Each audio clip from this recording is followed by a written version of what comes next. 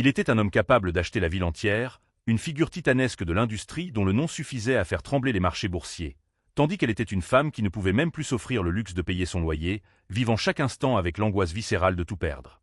Lorsque l'homme le plus puissant du pays, le milliardaire Julien Delorme, franchit le seuil usé et graisseux du bistrot de l'Étoile, il n'était pas le magnate arrogant que l'on voyait en couverture des magazines financiers, mais un être déguisé, brisé de l'intérieur, un fantôme cherchant désespérément une once d'honnêteté dans un monde infesté de requins et de faux-semblants. Il commanda la chose la moins chère du menu, une simple soupe à 3,50 €, provoquant le mépris immédiat du gérant. Ses ennemis de haut vol, des prédateurs en costume 3 pièces, resserraient leur étau autour de son empire chancelant. Mais la serveuse, par un acte de gentillesse d'une simplicité désarmante, une réaction née de sa propre souffrance et de sa propre lutte pour la dignité, ne se contenta pas de sauver sa nuit. Elle alluma la mèche qui allait exposer une conspiration à plusieurs milliards d'euros et bouleverser leurs deux existences à jamais. Le bistrot de l'Étoile n'était pas un endroit pour les rêves. C'était l'endroit où les rêves venaient mourir, ou du moins où ils étaient mis en pause indéfiniment, suspendus dans la vapeur de friture et l'odeur de café brûlé. L'enseigne au néon à l'extérieur crachotait sous la pluie incessante de Paris, les lettres E étaient clignotants comme un pou agonisant, projetant une lumière blafarde sur le trottoir mouillé. À l'intérieur, Isabelle Bella Mercier ressentait ce même clignotement fragile dans sa propre poitrine, une arythmie causée par le stress chronique et la fatigue accumulée. À 24 ans, elle était une symphonie d'épuisement, chaque muscle de son corps criant grâce. Son tablier, taché de café et de ketchup séché, pesait plus lourd qu'une armure de plomb sur ses épaules voûtées. Dans la poche de ce tablier, une enveloppe rose froissée pressée contre sa hanche comme une brûlure constante. Un dernier avis d'expulsion, un document légal froid et impersonnel qui menaçait de la jeter à la rue. À côté de cela, son téléphone vibra, affichant un message de son propriétaire, Monsieur Hérault, qui, par une cruelle ironie du sort, était également son gérant au bistrot, un homme dont la petite tyrannie s'exerçait aussi bien sur son lieu de travail que sur son foyer. Le message disait simplement « Fin de service, Bella. On parle. Commande prête, Mercier. Table 4. Tu es où ?» Bella tressaillit, un réflexe conditionné par des mois de harcèlement moral, et saisit les assiettes de frites qui commençaient à figer et les burgers tièdes. « J'arrive, Monsieur Hérault, » murmura-t-elle pour elle-même. Elle navigua sur le linoléum fissuré, ses baskets usées jusqu'à la semelle émettant un bruit de succion mouillé à chaque pas, témoignant de l'humidité ambiante qui s'infiltrait partout. Chaque client ce soir-là semblait appartenir à une espèce particulière de cruauté, comme si l'univers s'était ligué pour tester ses dernières limites.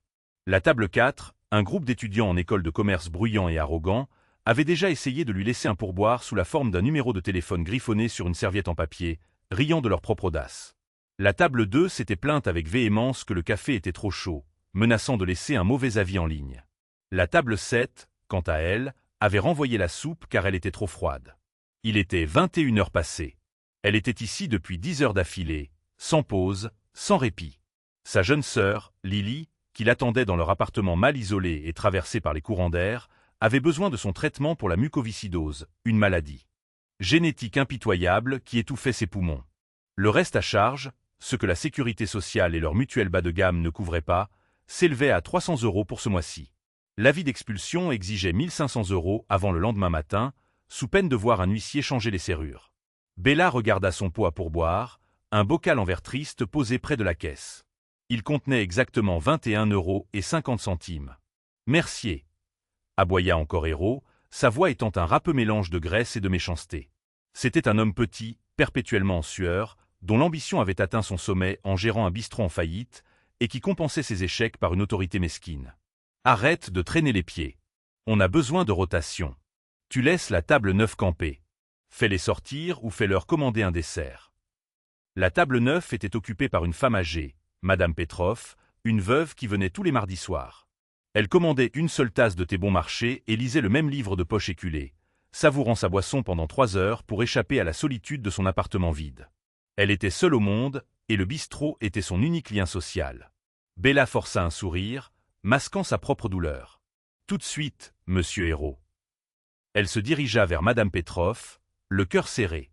Mais au lieu de la chasser, au lieu de lui demander de partir ou de consommer davantage, elle remplit discrètement sa tasse d'eau chaude, prolongeant ainsi son séjour. « Comment est le livre ce soir, Maria ?» demanda-t-elle doucement. « Oh, le Hérault est très beau, ma chérie, » chuchota la vieille dame, tapotant la main de Bella avec une affection maternelle. « Mais je pense que c'est le majordome qui a fait le coup. » Bella partagea un petit rire sincère, Un son clair qui contrasta avec la lourdeur de la soirée. C'était le premier vrai moment d'humanité qu'elle avait eu de toute la nuit. Mais cette petite gentillesse allait lui coûter cher. Mercier, mon bureau, maintenant. La voix de Hérault trancha l'air du bistrot comme un couperet.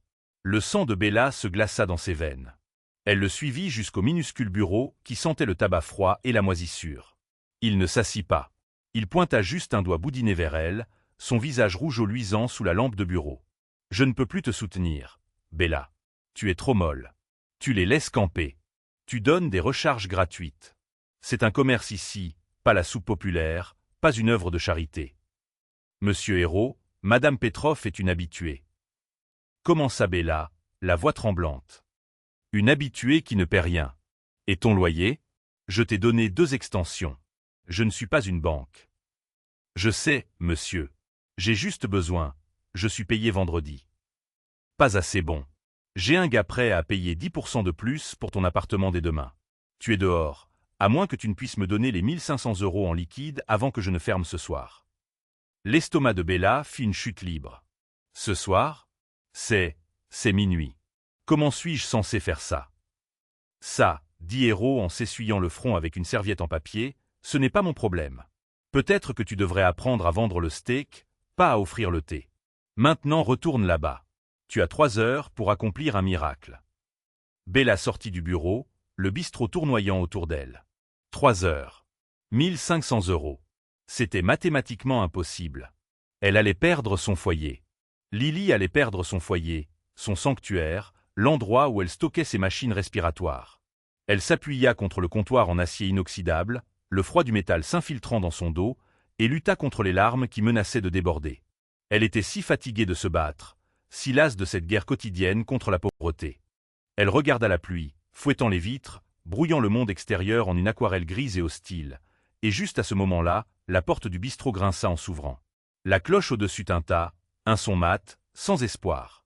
Un homme entra, secouant l'eau d'un long manteau sombre. Il ne ressemblait pas à leur clientèle habituelle. Il ne ressemblait à personne d'ici. Il avait l'air simplement brisé. L'homme qui venait d'entrer au bistrot de l'Étoile était un spectre. Pas un sans-abri, pas un ivrogne. Bella savait comment gérer cela. C'était différent. Il était trempé, mais son manteau n'était pas une parka bon marché. C'était de la laine sombre, lourde et taillée sur mesure, bien qu'actuellement froissée et gorgée d'eau. Ses chaussures, alors qu'il marchait vers la banquette la plus éloignée, n'étaient pas des baskets. C'étaient des mocassins en cuir italien, coûteux, maintenant éraflés et inondés. Il avait, devina Bella, la cinquantaine. Ses cheveux sombres grisonnaient aux tempes, plaqués sur son front par la pluie battante. Mais c'étaient ses yeux qui la captivèrent instantanément. Ils étaient d'un bleu perçant, mais totalement vacants, comme 2 étoiles éteintes depuis des millénaires. Il n'était pas juste fatigué. Il était vidé, creusé de l'intérieur. Il se glissa sur la banquette en vinyle rouge déchirée dans la section de Bella. Monsieur Hérault, remarquant le nouvel arrivant, lui donna un coup de coude brutal dans les côtes. « Réveille-toi, Mercier. Je m'en fiche s'il porte une Rolex ou s'il sort d'un enterrement. Il prend une table. Prends sa commande. Fais vite. » Bella attrapa un menu, bien qu'il fût taché par le sirop du petit déjeuner de quelqu'un d'autre, et un verre d'eau. Elle s'approcha, ses pieds la lançant à chaque pas. « Bienvenue à l'Étoile, monsieur. Je peux commencer par vous servir un café. » L'homme ne leva pas les yeux du dessus de table, où il traçait du doigt les motifs du formica usé. Ses mains étaient propres, ses ongles manucurés. Une chevalière en or, lourde et simple, brillait à sa main droite, un vestige d'une vie qui semblait désormais lointaine. « Monsieur. » Il leva enfin la tête. La force de son regard était saisissante. C'était comme fixer un abîme glaciaire. Non, pas de café. Sa voix était grave, cultivée, mais écorchée vive, comme s'il avait crié pendant des jours ou gardé le silence pendant des années. Il jeta un coup d'œil au menu, ses yeux sautant par-dessus le « Spécial Steak Étoile » à 15,99 € et le « Burger Galaxy » à 12 €. Son regard atterrit sur la section la plus petite, la plus triste, tout en bas de la page, accompagnement et entrée. Bella attendait, le stylo en suspens. Elle avait besoin de ça. Elle avait besoin qu'il commande le steak spécial. Elle avait besoin du pourboire de 20% sur une note de 50 €. Elle avait besoin d'un miracle financier. L'homme était Julien Delorme, mais il n'était pas Julien Delorme à cet instant. Il n'était pas le PDG du groupe Omni, l'oracle de la finance, l'homme dont la valeur nette fluctuait de plusieurs milliards avant même l'ouverture de la bourse. Ce soir, il était juste Julien, un homme qui, 6 heures plus tôt, avait signé la cession de la moitié de son empire à son ex-femme dans un règlement de divorce brutal et humiliant. Un homme qui, 3 heures plus tôt, avait découvert que son plus vieil ami et directeur financier, Marc Valency, détournait systématiquement des fonds de ses comptes personnels depuis une décennie. Il était sorti de son pantouse au mur de verre stérile, ignorant sa sécurité frénétique, et avait simplement marché. Il avait marché des kilomètres sous la pluie glaciale de novembre, désirant l'anonymat de l'effondrement. Il voulait trouver un endroit où personne ne le reconnaîtrait, où personne ne lui ferait de présentation commerciale, et où personne ne lui demanderait quoi que ce soit. Il avait marché jusqu'à ce qu'il voie l'enseigne crachotante du bistrot. Il regarda Bella, ses yeux cernés, le stylo tremblant légèrement dans sa main. Il vit une autre personne voulant quelque chose de lui. « Je prendrai. » Il fit une pause, sa voix rugueuse. « Je prendrai la soupe de l'étoile. » Le sourire de Bella vacilla pendant une fraction de seconde. La soupe de l'étoile. Elle coûtait 3,50 €. C'était, comme elle le savait de ses propres repas de personnel, un bouillon de légumes fins et aqueux fait à partir des restes de la veille, servi avec 2 crackers salés rassis. C'était l'article le moins cher du menu. De l'autre côté du bistrot, Hérault, qui observait la scène comme un vautour, grogna de manière audible. Il fit un geste de la main signifiant « fais-le sortir ». Le cœur de Bella sombra. Une commande à 3,50 €. Le pourboire, s'il en laissait un, serait de 70 centimes. Elle était à des années-lumière de sauver son foyer. Les larmes qu'elle avait combattues menaçaient de se déverser. Cet homme dans son manteau coûteux était une blague cruelle. Elle commença à l'écrire, sa voix devenue automatique, robotique. D'accord, une soupe. Autre chose. Non. Sa voix était finale, dédaigneuse. Elle était sur le point de s'éloigner, de transmettre la commande et de maudire sa chance. Mais alors, elle le regarda à nouveau. Pas le manteau, pas la bague, mais ses yeux. Elle vit le même épuisement creusé qu'elle ressentait dans ses propres os. Elle vit le même regard de « bout du rouleau » qu'elle voyait dans le miroir chaque matin avant de mettre son masque de courage pour Lily. Ce n'était pas un homme riche étant radin. C'était un homme qui, comme elle, était tellement au-delà de la rupture qu'il voulait juste quelque chose, n'importe quoi, pour se sentir chaud, même pour une seconde. Il n'était pas un client. Il était une âme sœur dans la douleur. Toute son attitude changea. Le sourire factice de serveuse tomba, remplacé par quelque chose de plus doux, quelque chose de réel et de vulnérable. « Vous savez, » dit-elle en baissant la voix pour que Hérault n'entende pas, pour être honnête, la soupe de l'étoile, ce soir, c'est surtout de l'eau chaude et de la tristesse. Les yeux de l'homme clignèrent, se concentrant sur elle pour la première fois avec une véritable attention. « Il fait froid dehors, » continua-t-elle, repoussant doucement le menu. « Vous avez l'air d'avoir besoin de quelque chose de solide. La cuisine vient de sortir une miche fraîche de pain de campagne au levain.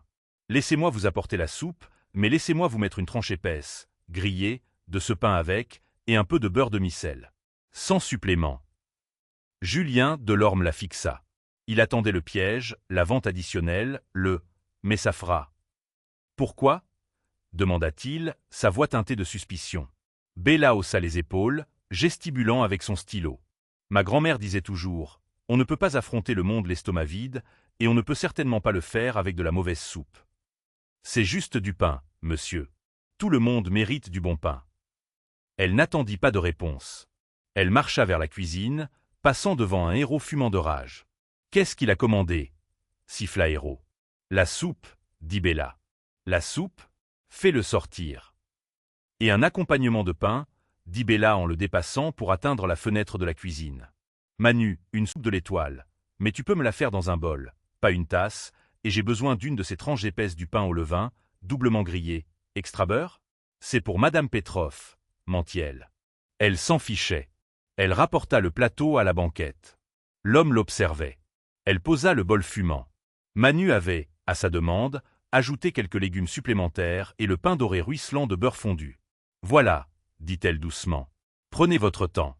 Il n'y a pas d'urgence. Alors qu'elle se retournait pour partir, l'homme parla. Quel est votre nom ? Isabelle, dit-elle en regardant en arrière. Isabelle Mercier. Mais tout le monde m'appelle Bella. Merci, Bella, dit Julien Delorme. Et pour la première fois en près de 48 heures, il ressentit une lueur d'autre chose que de la rage. C'était de la gratitude. Il prit une bouchée du pain. C'était chaud. C'était solide. C'était réel. Bella ne donna pas une autre pensée à l'homme dans le coin. Pas vraiment. Elle était trop occupée. Les étudiants de la table 4 étaient partis, lui laissant exactement 3 € sur une note de 70 et un dessin obscène sur la serviette. Il lui restait 2 heures. La somme de 1500 € semblait aussi lointaine que la lune. Elles débarrassaient leur table, raclant les frites souillées de ketchup dans une poubelle, quand un nouveau client entra. Celui-ci était l'opposé de l'homme dans le coin. Il était bruyant. Il était odieux. Et il était inondé d'eau de Cologne coûteuse. Cédric, comme son rendez-vous obséquieux l'appelait, était un jeune loup de la finance, la vingtaine triomphante. Cheveux gominés en arrière, costume à rayures agressifs, et une oreillette Bluetooth qu'il n'enlevait jamais. Ils s'assirent à la table voisine de l'homme dans le coin, et Cédric commença immédiatement à se plaindre. « Cet éclairage est atroce, » dit-il, assez fort pour que tout le bistrot l'entende. « On peut avoir un vrai service ? Je meurs de faim. Je viens de boucler un deal à 7 chiffres et je suis assis dans ce boui-boui. » Monsieur Hérault, sentant l'argent, sprinta pratiquement vers eux. « Monsieur, un plaisir. Mon nom est Hérault. Je suis le gérant. Tout ce que vous voulez, la maison est à votre service. Je prendrai le steak. »« Saignant. Et une bouteille de votre meilleur rouge, » exigea Cédric. « Nous avons un cabernet maison, » offrit Hérault, transpirant. « Pathetic. » Apportez le juste. Bella regarda, la lebre retrocede de Goat. C'était le type que Hérault voulait impressionner. Cédric continua de tenir la cour, se vantant de son portefeuille d'actions, de sa voiture de sport, et d'une baleine qu'il était sur le point de ferrer. Sa compagne avait l'air ennuyée, mais Cédric jouait pour la salle entière. Dans le coin, Julien Delorme sirotait sa soupe. Le pain avait disparu. Il était invisible, et pour cela il était reconnaissant. Il était juste un homme dans un bistrot, écoutant la pluie, sentant les premiers frémissements de chaleur dans sa poitrine, jusqu'à ce que Cédric le voie. Cédric avait jeté des coups d'œil, agacé que quelqu'un d'autre soit si proche, plissant les yeux, essayant de placer l'homme. Et puis ses yeux s'écarquillèrent. Le sang quitta son visage, et sa bravade s'évapora comme de la vapeur. « Bordel !» chuchota Cédric, se levant si vite qu'il renversa sa chaise. Sa compagne sursauta. « Cédric, qu'est-ce qu'il y a ?»« Ferme-la, Tiffany !» siffla Cédric. Il trébucha vers la banquette du coin, ses mains tremblantes. « Monsieur Delorme » balbutia-t-il. « Monsieur Julien Delorme du groupe Omni. » Le bistrot devint silencieux. Le cliquetis des couverts s'arrêta. Manu le cuisinier jeta un coup d'œil par la passe-plat. Madame Petroff leva les yeux de son livre. Julien Delorme ferma les yeux. La paix était brisée. « Je suis Cédric Perrault de Sterling Price », s'empressa de dire Cédric, essuyant ses paumes soudainement moites sur son pantalon. « Monsieur, je veux juste dire, votre stratégie du 3e trimestre sur les micro-acquisitions, du génie. Pur génie. Je suis votre travail depuis HEC. Monsieur, je ne veux pas vous déranger. Je juste. Waouh. Julien Delorme. » Bella se figea, son plateau de vaisselle sale à mi-chemin de la cuisine. Delorme, comme dans la tour Delorme au centre-ville, la fondation Delorme qui finançait l'hôpital, l'homme le plus riche, le plus reclus, le plus puissant de la région. Elle regarda l'homme à la soupe, l'homme à qui elle avait donné du pain gratuit. Monsieur Hérault, réalisant ce qui se passait, bouscula Bella. « Monsieur Delorme, monsieur, je suis tellement embarrassé. Je n'avais aucune idée. » Il se précipita vers la table, arrachant le bol de soupe vide comme s'il était radioactif. « Ceci est inacceptable. Qu'est-ce que c'est que cette ordure ?» Il foudroya Bella du regard. « Elle vous a apporté ça. » Le visage de Julien, qui avait été vide, durcit maintenant en une glace arctique. Ses yeux ne regardaient pas Cédric. Ils ne regardaient pas Hérault. Ils se verrouillèrent sur Bella. « Monsieur, s'il vous plaît, rends pas Hérault. Laissez-moi vous offrir le spécial steak. C'est offert par la maison. Tout est offert. Cette serveuse. Elle est nouvelle. Elle est virée, monsieur. Évidemment, elle n'a aucune idée de comment traiter un client de valeur. Virée. » La voix de Bella était un murmure. Le plateau dans ses mains tremblait. Perdre son travail ce soir signifiait l'expulsion demain. « Vous ne pouvez pas être sérieux, » dit Bella, trouvant sa voix malgré la panique. « Il a commandé la soupe. »« Silence, Mercier !» hurla Hérault, le visage violacé. « Monsieur Delorme, un homme de votre stature. Je m'excuse. Cette fille simplette. Elle vous a probablement forcé à manger cette bouillie. Le bistrot retenait son souffle collectif. Julien Delorme, lentement, délibérément, s'essuya la bouche avec une serviette en papier. Il la posa sur la table. Il regarda Cédric, qui se tenait toujours là, ressemblant à un poisson étourdi. « Monsieur Perrault, » dit Julien, sa voix calme mais portant le poids d'une étoile qui s'effondre. « Votre interruption est aussi importune que votre eau de Cologne. » Assis. Cédric s'assit instantanément. Puis Julien tourna son regard vers Hérault. « Vous êtes le gérant. »« Oui, monsieur. Richard Hérault, à votre service. »« Monsieur Hérault, » dit Julien, sa voix douce et dangereuse. « Vous m'offrez un steak gratuit parce que vous avez découvert mon nom. Eh bien, je veux juste fournir le service approprié, monsieur. Il y a un instant, continua Julien, j'étais de la rotation. Maintenant je suis une stature.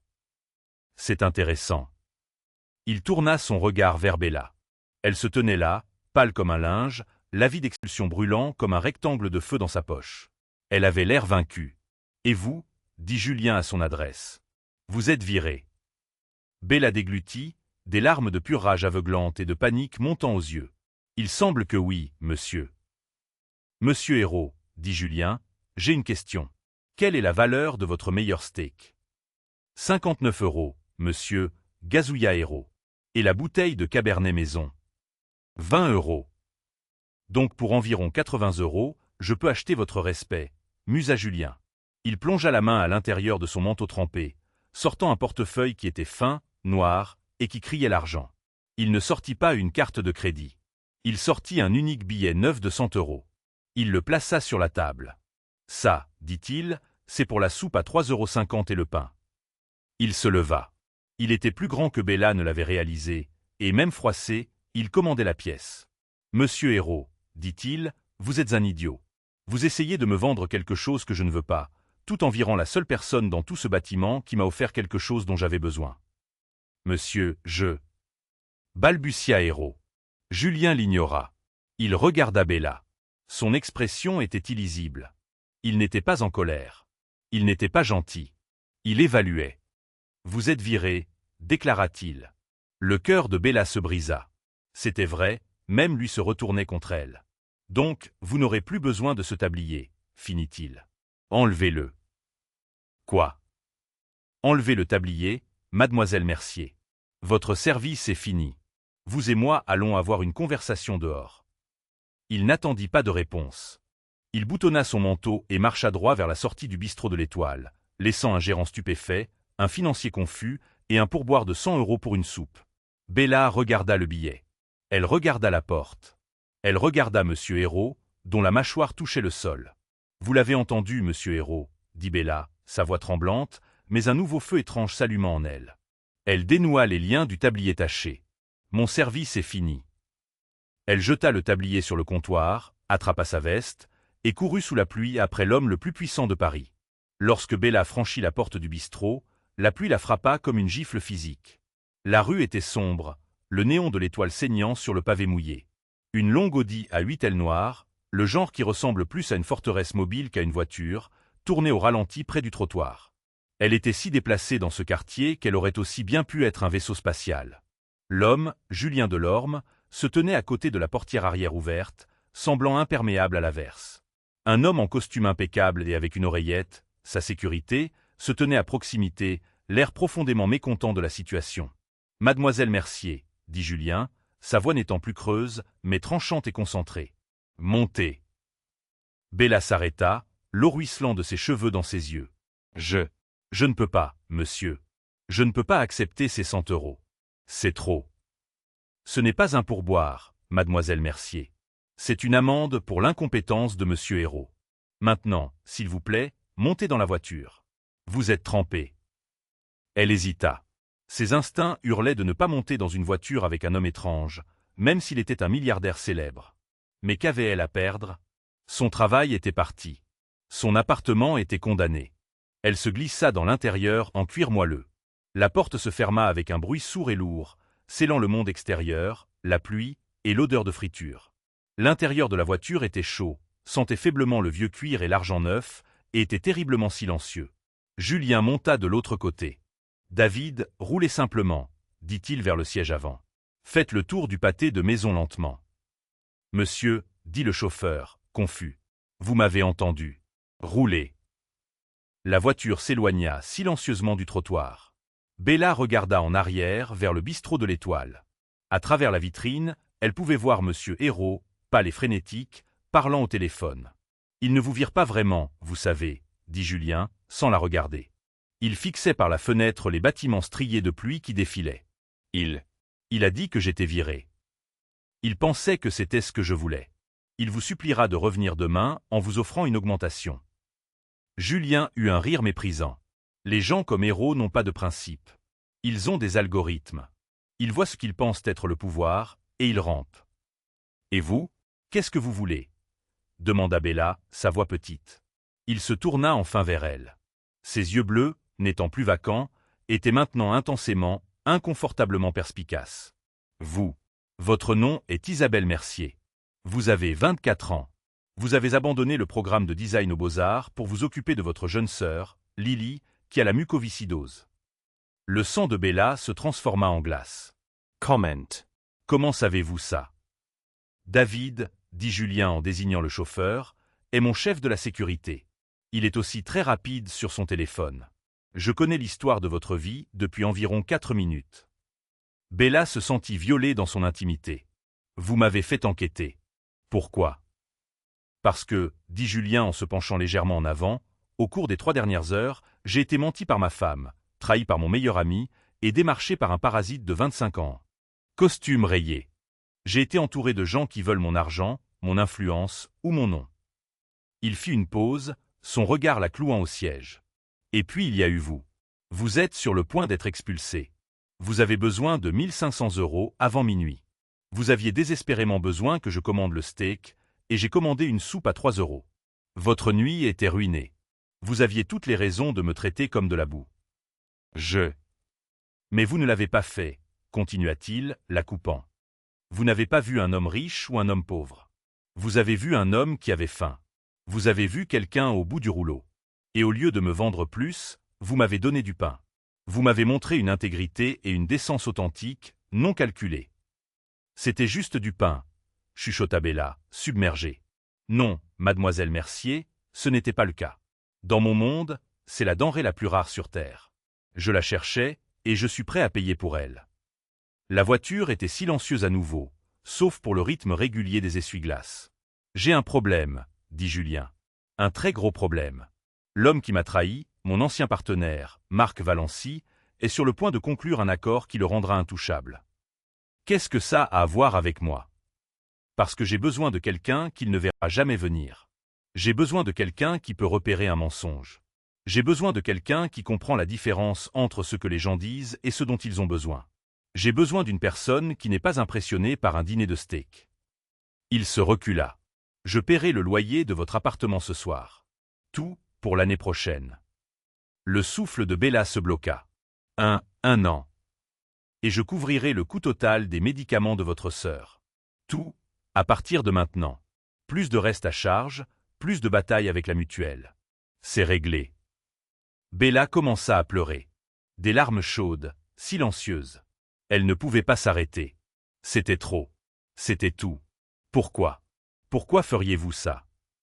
Parce que je ne vous offre pas la charité, mademoiselle Mercier. Je vous offre un travail.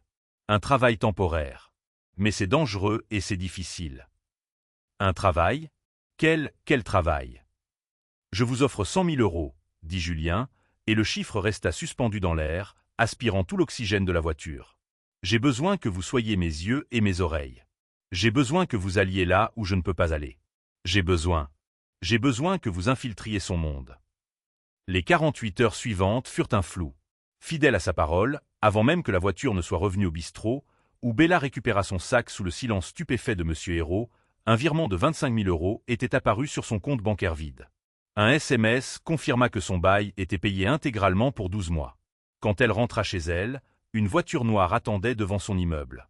Un chauffeur différent livra une boîte, non pas d'argent, mais un approvisionnement de 3 mois des médicaments hautement spécialisés de Lily, emballés à froid et marqués prioritaires. Bella avait l'impression de rêver, mais le poids de la tâche que Julien lui avait confiée était très, très réel. Elle le rencontra le lendemain, non pas dans un bistrot, mais dans une salle de conférence au mur de verre au 50e étage de la tour Omni. Julien Delorme, dans un costume italien parfaitement taillé, était chaque pouce le titan de l'industrie. L'homme épuisé du bistrot avait disparu. « Marc Valency », dit Julien, et une image holographique d'un homme souriant et beau apparut sur le mur. Mon ex-partenaire, mon Judas. Pendant qu'il me volait, il construisait aussi son héritage. Il fit un geste vers l'image, affichant le logo de la Fondation Valency. Sa mission affichée est de relever les plus vulnérables de Paris. Une main tendue, pas une aumône. Ça a l'air bien, dit Bella. Ça a l'air parfait, corrigea Julien, sa voix imprégnée de venin. C'est un chef-d'œuvre de relations publiques. Il la lance officiellement lors d'un gala dans 3 jours. Il charme le conseil municipal, obtient des allègements fiscaux. Il est même le favori pour le titre d'humanitaire de l'année. Mais vous pensez que c'est une couverture. Je sais que c'est une couverture. Marc ne se soucie pas des vulnérables. Il les crée. Je suis convaincu qu'il l'utilise comme un système de blanchiment d'argent de haute volée. Il lave l'argent qu'il m'a volé et à d'innombrables autres. Et il utilise les pauvres de la ville comme opportunité photo pour le faire. Alors, que voulez-vous que je fasse? Je ne suis pas une espionne. Non, dit Julien, vous êtes mieux. Vous êtes une bénéficiaire. La Fondation Valency organise une journée de service pré-gala demain. Ils amènent en bus des gens de communautés à risque pour une évaluation des besoins à leur nouveau siège social. C'est vraiment juste un casting pour sa vidéo de gala. Il glissa un dossier à travers la table. Vous, Isabelle Mercier, êtes une femme de 24 ans luttant contre l'instabilité du logement et s'occupant d'un parent malade. Vous avez été invitée à participer. Vous irez. Vous écouterez. Vous ne prendrez pas de notes. Vous verrez juste. Voir quoi? Le mensonge, dit Julien. Ils offriront quelque chose. Des prêts, des subventions, des services. J'ai besoin de savoir ce que c'est. J'ai besoin de connaître le coût réel. Mes avocats ne trouvent rien sur papier. Mais vous savez à quoi ressemble le désespoir. Vous verrez ce qu'ils vendent vraiment. J'ai juste besoin d'une preuve que sa charité est une imposture. Un fil, et je peux tout faire tomber. Le lendemain, Bella se retrouva dans un bus affrété, s'arrêtant devant un nouveau bâtiment étincelant avec « Fondation Valency » en lettres d'argent de 6 mètres de haut. Le hall était tout en marbre et verre, avec des cascades et des arbres intérieurs luxuriants. Cela ne ressemblait pas à une charité. Cela ressemblait à une banque d'affaires. On leur donna des badges, des pâtisseries et beaucoup de formulaires. Bella s'assit au fond d'un auditorium, écoutant une présentation lisse par une femme en tailleur strict. « Nous ne sommes pas ici pour vous donner un poisson », souriait la femme. « Nous sommes ici pour vous offrir un prêt d'opportunité pour acheter votre propre canne à pêche. » La présentation continuait. C'était tout sur l'autonomisation et l'initiative personnelle. Puis vinrent les sessions en petits groupes. Bella fut dirigée vers une salle marquée « Sécurité médicale et logement ». Un homme avec un sourire de requin était assis à un bureau. « Isabelle Mercier. Si heureux que vous soyez ici. Nous voyons que vous faites face à des défis médicaux coûteux. »« Ma sœur, » clarifia Bella, son cœur battant la chamade. « C'est ça. C'est dur. Le système est cassé. » Il glissa une brochure brillante sur le bureau. La Fondation Valency s'est associée à un fournisseur financier exclusif pour aider des gens exactement comme vous. Cela s'appelle le programme « Nouveau départ ». Est-ce une subvention? Demanda Bella. L'homme gloussa. Les subventions sont des aumônes, Bella. Ceci est un investissement. Nous consolidons toute cette dette médicale désagréable, tous ces restes à charge en un seul paiement mensuel simple et gérable. Nous payons l'hôpital, vous nous payez. Simple. Il pointa une ligne sur le formulaire. Nous avons juste besoin que vous signiez ici et nous pouvons faire émettre un chèque à votre pharmacie aujourd'hui. Bella regarda le formulaire. Il était dense de petits caractères. Elle scanna pour les chiffres. Ses yeux atterrirent sur le taux d'intérêt. Ça dit 28,9%, dit Bella, sa voix à peine un murmure. C'est un taux variable. Oui, dit l'homme doucement, son sourire ne vacillant pas, mais regardez la liberté. Plus d'appels harcelants des hôpitaux. C'est juste nous. Bella se sentit malade. Ce n'était pas une main tendue. C'était un piège. C'était du prêt prédateur déguisé en costume humanitaire. Il ne sauvait pas les gens. Il monétisait leur désespoir. Puis-je emporter ça avec moi? Demanda-t-elle. Le sourire de l'homme se resserra. Oh, Ce sont juste des copies informatives. La vraie demande est toute numérique. Vous devez vous inscrire ici aujourd'hui. Cette opportunité est sensible au temps. Il la poussait fort.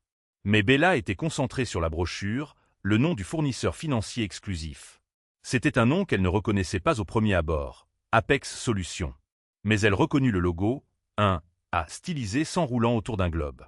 Elle l'avait vu auparavant, tamponné à l'encre rouge au bas de son avis d'expulsion rose. Son propriétaire, Monsieur Hérault. Il n'avait pas juste été son gérant, son gars privé, qui était prêt à payer 10% de plus. Ce n'était pas un gars, c'était une entreprise, Apex Solutions.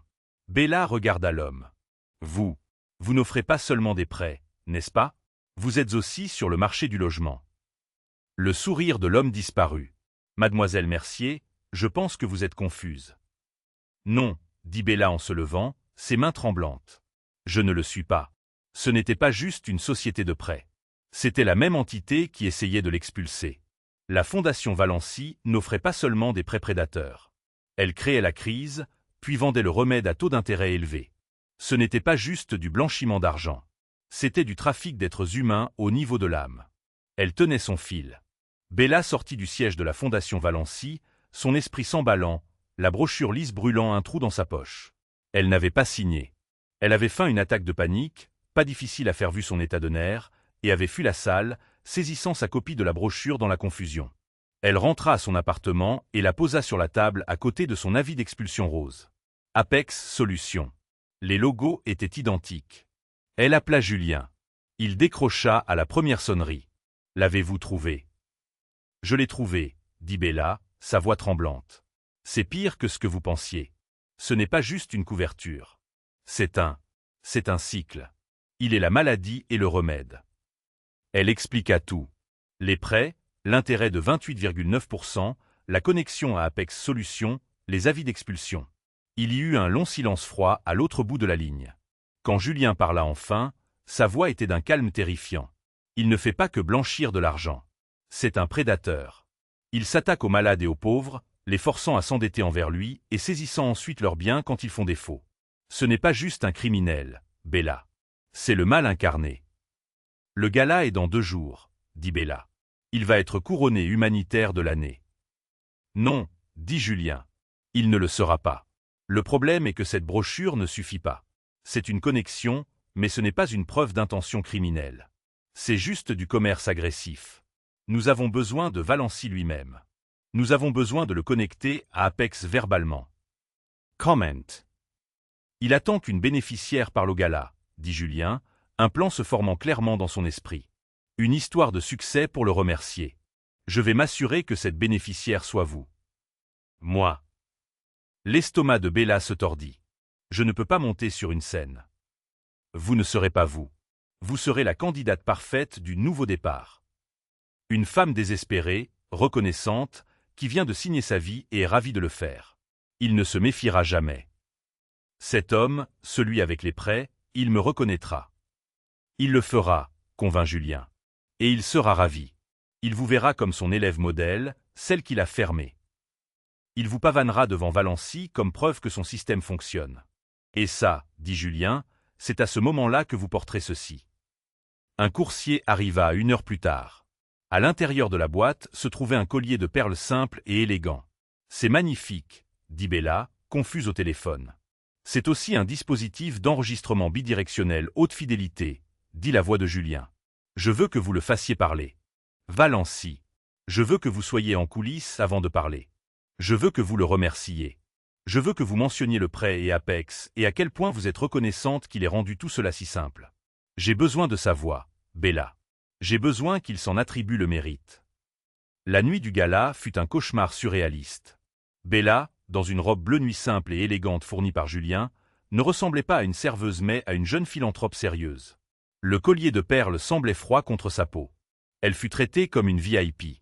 Le requin de la fondation, dont le nom était Robert, l'accueillit avec un sourire rayonnant. « Bella, notre étoile, vous êtes incroyable.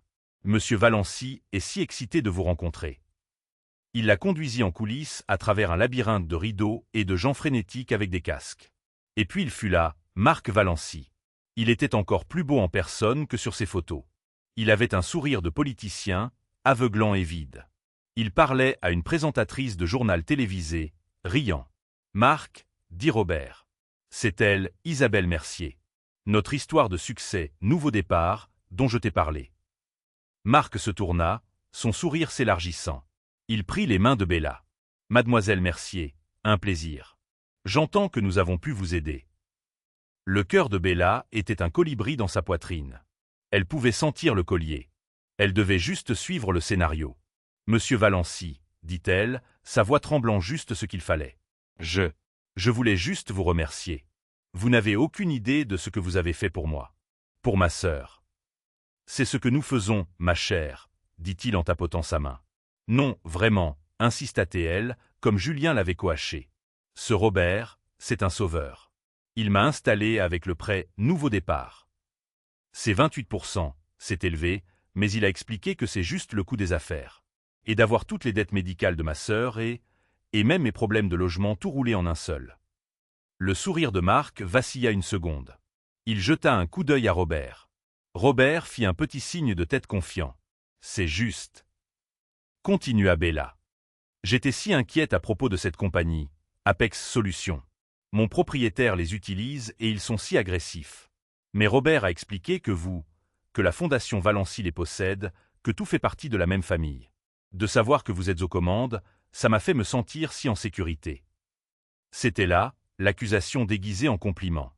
Marc Valency la regarda, ses yeux scrutant son visage. Il cherchait la ruse. Il ne vit que de la gratitude. Il vit une fille pauvre et simple submergée par la machine. Il gloussa. « Mademoiselle Mercier, vous êtes une fille très vive. » Il se pencha, sa voix tombant dans un murmure conspirateur et huileux. « Soyons clairs, murmura-t-il, son parfum l'enveloppant. Les hôpitaux sont des escrocs. Les propriétaires sont des escrocs. Le monde est plein de requins. Tout ce que je fais, c'est mettre tous les requins dans mon aquarium. La Fondation Valency, Apex Solutions, le prêt nouveau départ. Ce sont tous juste des outils. Mes outils. Et ils assurent que les bonnes personnes, il tapa sur sa poitrine, restent aux commandes. » Il se recula, souriant. « Vous êtes en sécurité, Bella, parce que vous êtes avec moi. Vous faites partie de mon portefeuille maintenant. Maintenant allez là-bas et dites-leur. Dites-leur comment je vous ai sauvé. » Il se détourna. Le sang de Bella était gelé. Elle l'avait. Elle avait tout. Et maintenant, la voix du maître de cérémonie retentit depuis la scène. Pour nous dire ce que la Fondation Valency signifie vraiment pour notre communauté, veuillez accueillir notre bénéficiaire vedette, Mademoiselle Isabelle Mercier. Le projecteur la frappa. Robert la poussa doucement vers la scène. Bella marcha, aveuglée, vers le son d'un tonnerre d'applaudissements. Elle se tenait devant 500 des personnes les plus riches et les plus puissantes de Paris. Marc Valency était au premier rang, lui rayonnant dessus. Elle marcha jusqu'au podium. Elle regarda le discours préparé que Robert lui avait donné, plein de mensonges et de platitudes. Elle regarda Marc. Il hocha la tête, l'encourageant. Elle regarda au fond de la salle, où, cachée dans l'ombre, elle savait que Julien Delorme regardait. Bella prit une profonde inspiration et elle déchira le discours préparé en deux. La salle de bal, une vaste caverne d'opulence construite pour l'élite, devint totalement, profondément silencieuse. Le son de Bella déchirant les fiches cartonnées fut une petite déchirure nette, un acte de défiance si inattendu qu'il sembla aspirer l'air même de la pièce. Les applaudissements, qui avaient été polis et dans l'attente, moururent instantanément. Au premier rang, le sourire à $1 milliard de Marc Valency ne fit pas que s'effacer. Il se figea, se fractura et tomba. Il ressemblait à une statue de marbre qui venait d'être frappée par un marteau. À côté de lui, Robert, le requin de la finance, devint de la couleur d'un vieux parchemin, une goutte de sueur traçant un chemin le long de sa tempe. Bella se tenait au podium, ses jointures blanches sur le bois poli. Elle était aveuglée par le projecteur, mais elle pouvait sentir le poids collectif de leurs regards. 500 perdieux, attendant tous une histoire sur une pauvre fille reconnaissante. Elle regarda les moitiés déchirées du discours au sol. C'était plein de mots comme autonomisation et opportunité et gratitude. C'était tout un mensonge. Ils m'ont donné un discours à lire, dit Bella. Sa voix, amplifiée par le microphone, trembla une fraction de seconde avant de se verrouiller dans un registre de colère froide et claire. C'est un très joli discours. Il parle de main tendue et de nouvelles opportunités. Il remercie M. Valency pour sa vision. Elle laissa les deux moitiés du discours volter vers le sol, où elles atterrirent comme des colombes mortes sur le tapis moelleux. « Mais je ne peux pas lire ça, » dit-elle, ses yeux trouvant les formes sombres et vaguement humaines de la foule, « parce que c'est un mensonge. Mon nom est Isabelle Mercier, et jusqu'à il y a 3 jours, j'étais serveuse au bistrot de l'Étoile et la Fondation Valency. Ce n'était pas mon sauveur. C'était mon prédateur. » Un seul hoquet, horrifié, s'éleva d'une femme au premier rang. La salle éclata en un murmure bas et choqué. « Qu'est-ce que c'est » siffla Marc Valency, bondissant sur ses pieds, sa chaise raclant bruyamment le sol. « Sécurité. Faites-la sortir de scène. C'est absurde. » 2 grands hommes en costume qui se tenaient près du mur commencèrent à bouger vers la scène. « Ils m'ont trouvé parce que j'étais vulnérable » cria Bella par-dessus leur mouvement. « Ils m'ont trouvé parce que j'étais sur le point d'être expulsé. Ils m'ont trouvé parce que ma sœur Lily a la mucoviscidose et que je ne pouvais pas payer ses médicaments et mon loyer. »« Elle est hystérique » cria Valency, gesticulant sauvagement. « Que quelqu'un arrête ça. C'est une attaque personnelle. Vous buvez du champagne ce soir qui coûte plus que mon salaire mensuel. » La voix de Bella se brisa sous la pure injustice brûlante de tout cela. « Vous mangez des filets mignons pendant que des gens comme moi survivent avec la soupe de l'Étoile, qui je peux vous dire est juste de l'eau chaude et les restes de la veille. Et la Fondation Valency utilise ce désespoir. Elle ne l'aide pas. Elle le monétise. » Les gardes de sécurité étaient à mi-chemin de la scène, mais la foule était maintenant debout. Un bourdonnement de confusion et d'indignation. « Ils appellent ça un prêt nouveau départ, pressa Bella, parlant plus vite, ayant besoin de sortir la vérité. Ils ont offert de m'aider. L'aide était un prêt avec un taux d'intérêt de 28,9%. Un taux qui aurait assuré que je perde tout. Mais c'est le point, n'est-ce pas? Ce n'est pas une main tendue. C'est un piège. Mensonge. Calomnie. » Valency était au pied de la scène maintenant, son visage violet. « Cette femme est perturbée. Elle a été payée. C'est la vérité, » cria Bella en retour. « Et ce n'est pas juste le prêt. L'entreprise qui essayait de m'expulser. Une entreprise appelée Apex Solutions. C'est son entreprise. » Elle pointa un doigt tremblant directement sur Marc Valency. « Il n'est pas un humanitaire. C'est un usurier. C'est un prédateur. Il rachète la dette médicale et les propriétés en détresse, forçant les gens dans son programme de charité et saisissant ensuite leurs biens quand ils font défaut. Il construit son empire sur le dos des malades, des pauvres et des mourants. » Les 2 gardes de sécurité venaient d'atteindre les marches de la scène. Bam! Les 2 portes massives en chêne à l'arrière de la salle de bal s'ouvrirent violemment, claquant contre les murs avec un son comme un coup de tonnerre. Le projecteur pivota, abandonnant Bella et illuminant l'entrée. Là, flanqué de son chef de la sécurité personnelle, David, et de 2 officiers de police nationale en uniforme, se tenait Julien Delorme. Il n'était pas en smoking. Il portait un costume d'affaires sombre, sévère et parfaitement taillé. Il ressemblait à un bourreau qui venait de recevoir le mandat. La salle, qui bourdonnait, redevint silencieuse. C'était un nouveau niveau. C'était une guerre entre des dieux. Valency. La voix de Julien Delorme n'avait pas besoin de microphone. C'était un grondement de baryton qui tranchait à travers le chaos et commandait l'obéissance. « Laisse-la parler. » Marc Valency se figea. Il se tourna de la scène. Son visage, qui avait été violet de rage, était maintenant blanc comme de la craie avec une nouvelle émotion plus froide, la peur. « Julien. » balbutia Valency. « Quoi? Qu'est-ce que c'est? » ?»« C'est mon gars-là. Tu es amer. C'est à propos du partenariat, à propos de ton divorce. Tu utilises cette serveuse pour me calomnier. » Julien commença à marcher lentement, délibérément, dans la longue allée centrale. Ses pas étaient le seul son dans la pièce. « Tu as raison sur une chose, Marc, » dit Julien, sa voix terriblement calme alors qu'il avançait. « Elle est une serveuse. » Ou elle l'était. Le genre de personne que tu as construit toute cette façade scintillante pour détruire. Le genre de personne que tu pensais être invisible. Il s'arrêta au pied de la scène, se tenant directement entre Valency et les gardes de sécurité. Il leva les yeux vers Bella, son expression illisible. « Vous disiez, mademoiselle Mercier. » Valency regarda Julien, puis les officiers de police, puis les 500 témoins. Il était piégé. « Tu n'as aucune preuve. » hurla-t-il, les derniers vestiges de son calme se brisant. C'est sa parole. Une serveuse fauchée et désespérée. Qui vont-ils croire? Elle ou moi, l'humanitaire de l'année? La main de Bella alla à son cou. Elle regarda du visage balbutiant et terrifié de Valency à celui froid et contrôlé de Julien.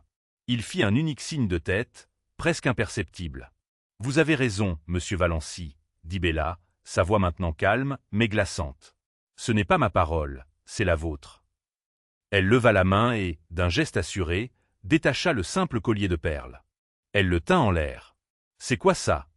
railla Valency. « De la camelote. »« C'est un dispositif d'enregistrement haute fidélité, » dit Bella. Elle tapota la perle centrale, qui était toujours reliée au système audiovisuel de la salle de bal. « Et vous, vous étiez si fiers de vos outils. » Les haut-parleurs de la salle, qui quelques instants auparavant jouaient un quatuor à cordes, grésillèrent, et puis la propre voix de Marc Valency, huileuse, conspiratrice écœurante de fierté, remplit la pièce. « Soyons clairs, les hôpitaux sont des escrocs. Les propriétaires sont des escrocs. Tout ce que je fais, c'est mettre tous les requins dans mon aquarium. La Fondation Valency, Apex Solutions, le prêt nouveau départ. Ce sont tous juste des outils. Mes outils. Et ils assurent que les bonnes personnes restent aux commandes. Vous faites partie de mon portefeuille maintenant. » L'audio s'arrêta net. Le silence qui suivit était une chose vivante. Il était absolu. Une femme au premier rang, celle qui avait eu le hoquet, laissa tomber sa flûte de champagne. Le tintement du verre se brisant au sol fut comme un coup de feu. « C'est truqué », s'étouffa Valency, reculant en trébuchant. « C'est un deepfake. C'est... » « Ce n'est pas le cas, » dit Julien Delorme, sa voix comme de la glace. C'était un flux en direct, Marc, diffusé directement au bureau du procureur de la République, qui écoute depuis les 10 dernières minutes. Il fit un geste vers les officiers de police qui passèrent calmement devant lui et montèrent sur la scène. « Ils enquêtent sur toi depuis que nous avons découvert la fraude de 50 millions d'euros que tu as commise, volant mes comptes personnels pour financer Apex Solutions en premier lieu. Tu viens de leur donner les aveux dont ils avaient besoin pour tout lier ensemble. » Les deux officiers encadrèrent un Marc Valency figé et tremblant. « Monsieur Valency, » dit l'un, sa voix plate. « Vous êtes en état d'arrestation pour fraude électronique, escroquerie en bande organisée et prêt usuraire. » Valency ne courut pas. Il ne se battit pas. Il se dégonfla simplement. Le charisme, le pouvoir, le sourire aveuglant. Tout s'évapora, laissant un homme d'âge moyen creux et terrifié dans un costume coûteux. Il regarda Bella une dernière fois, non pas avec colère, mais avec un regard de pure confusion primaire. Il ne pouvait toujours pas comprendre comment elle, la fille qui servait la soupe, la fille qui n'était qu'une ligne dans son portefeuille, avait pu être celle qui le faisait tomber. Le clic final et silencieux des menottes fut le son le plus fort que Bella ait jamais entendu. Le flash d'un seul journaliste se déclencha. Puis un autre. Puis une inondation aveuglante. La salle éclata. Les gens étaient debout, criant, filmant sur leur téléphone. C'était le chaos. Julien Delorme monta sur la scène. Il se tint à côté de Bella, cette petite femme épuisée qui venait de renverser un empire. Il prit le microphone de sa main tremblante. « S'il vous plaît, tout le monde, s'il vous plaît. » Sa voix résonna, coupant à travers le vacarme. La salle, sentant une nouvelle autorité, se calma. « Ce soir, » annonça Julien, était censé être une levée de fonds. Monsieur Valency vous a tous demandé ici pour soutenir sa vision, et je vous demande de faire de même. Il posa une main sur l'épaule de Bella. Elle tressaillit, puis se stabilisa. La Fondation Valency est dissoute, avec effet immédiat. Ses actifs seront saisis. Je m'engage, cependant, personnellement à verser 100 millions d'euros à une nouvelle fondation. Bella eut le souffle coupé, sa main volant à sa bouche, ses yeux écarquillés. Elle s'appellera le Fonds Lily, après la sœur de Bella. Des larmes, non plus de peur, mais d'un soulagement pur et incompréhensible, commencèrent à couler sur le visage de Bella. Sa mission, continua Julien, sa voix vibrant de passion, sera de rembourser les dettes médicales et de logement prédatrices, de fournir de vraies subventions, pas des prêts, de donner aux gens une main tendue, pas une chaîne.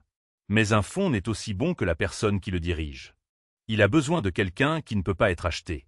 Quelqu'un qui connaît la différence entre un taux variable et une main secourable. Quelqu'un qui, face à un homme au plus bas, lui a offert de la gentillesse sans autre raison que parce que c'était la bonne chose à faire. Il se tourna vers Bella, son regard s'adoucissant. Le Fonds Lily sera dirigé par sa nouvelle directrice exécutive, mademoiselle Isabelle Mercier.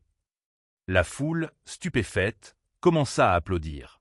Cela commença lentement, puis se transforma en un rugissement assourdissant et sincère. Cette fois, c'était pour elle. Julien Delorme se pencha, sa voix pour elle seule, un murmure au milieu de la tempête. « Vous m'avez offert du pain quand j'avais faim, Bella, dit-il, sa voix épaisse d'une émotion qu'elle n'avait jamais entendue de lui. Je vous offre juste une plus grande cuisine. Bella regarda la foule, les caméras clignotantes, l'homme menotté emmené au loin. Elle n'était plus une serveuse. Elle n'était pas une victime. Elle était la femme qui avait vu la vérité. Et alors qu'elle reprenait le microphone des mains de Julien, une nouvelle lumière féroce dans ses yeux, elle ne faisait que commencer. Dans un monde plein de requins, un petit acte d'intégrité, un moment de vraie gentillesse non calculée était tout ce qu'il fallait pour changer le monde. Isabelle Mercier n'a pas seulement obtenu un nouveau travail. Elle est devenue un nouveau type de leader. Une qui comprenait que la marchandise la plus précieuse n'est pas l'argent, c'est la décence. Julien Delorme n'a pas seulement trouvé son ennemi. Il a retrouvé son but. Tout cela grâce à une serveuse qui a vu un homme affamé, pas un milliardaire. Leur histoire est un rappel puissant que vous ne savez jamais l'impact qu'un petit choix peut avoir. La personne que vous aidez aujourd'hui pourrait être la personne qui vous aide à sauver le monde demain.